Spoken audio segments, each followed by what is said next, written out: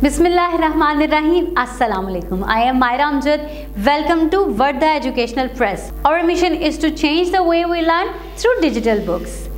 Dear students, आज हम pre primary mathematics में अपना लास्ट कंसेप्ट यानी कि counting of 2 and counting of 3 सीखने जा रहे हैं, जिसको हम टेबल्स भी कहते हैं।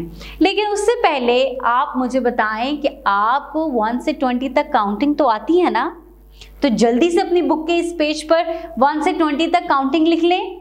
जब आपने यहाँ पे 1 से 10 तक काउंटिंग लिख ली और यहाँ पे 11 से 20 तक काउंटिंग लिख ली, तो उसके बाद हम यहाँ पर मौजूद ऐड करेंगे, यहाँ पर मौजूद अपनी इस चेन को 2 ऐड करके कंप्लीट करेंगे। ठीक है, काउंटिंग लिखने के बाद अब आप देखिए कि यहाँ पे आपने सबसे पहले 2 लिखा है।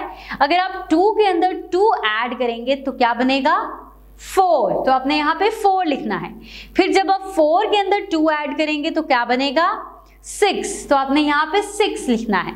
और फिर 6 में 2 ऐड करेंगे तो 8 बनेगा। तो अब आप यहाँ 8 लिखेंगे और 8 में 2 ऐड करेंगे तो 10 बनेगा। तो आपने यहाँ पर 10 लिखना है और 10 में 2 ऐड करेंगे तो 12 बनेगा। तो आपने यहाँ 12 लिखना है और 12 में 2 ऐड करेंगे तो 14 बनेगा।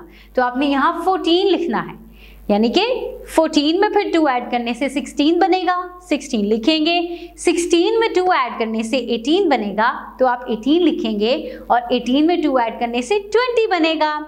इस तरह से आप 1 से 20 तक 2 ऐड करके अपना काउंटिंग ऑफ 2 कंप्लीट कर सकते हैं। तो चलें अब हम देखते हैं टेबल ऑफ 2 और देखते हैं किस तरह से ये जो काउंटिंग है वो हमारे टेबल में इस्तेमाल होती है। तो नेक्स्ट पेज पर हमारे पास है टेबल ऑफ 2। जी तो बच्चों, यहाँ पे आप देखें, आपने एक दफ़ा 2 को ऐड किया, यानी कि आपने जस्ट 1 टाइम 2 लिया तो वो 2 आया। अब आपने 2 टाइम्स 2 को लिया तो वो 4 बन गया।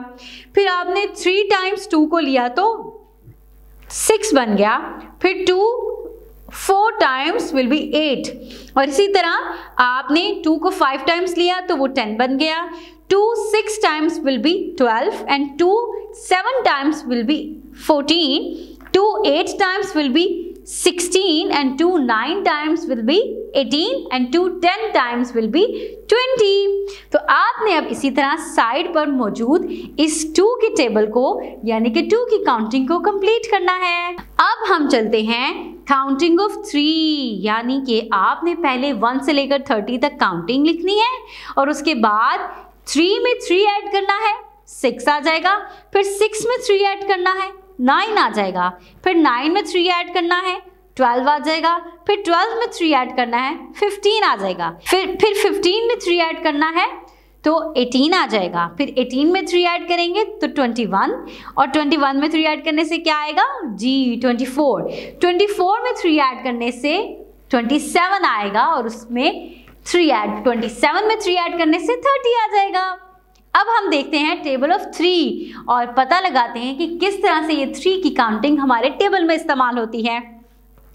3 1 times will be 3, 3 2 times will be 6, 3 times will be 9, 3 4 times will be 12, 3 5 times will be 15, 3 6 times will be 18, 3 7 times will be 21, 3 8 times will be 24, 3 9 times will be 27 and 3 10 times will be 30। और इसी तरह से आपने अपनी book के page की दूसरी side पे 3 की टेबल को कंप्लीट करना है। डियर स्टूडेंट्स, आपने table of 2 and table of 3 को याद भी करना है और इसकी काउंटिंग को अपने जहन में भी बिठाना है।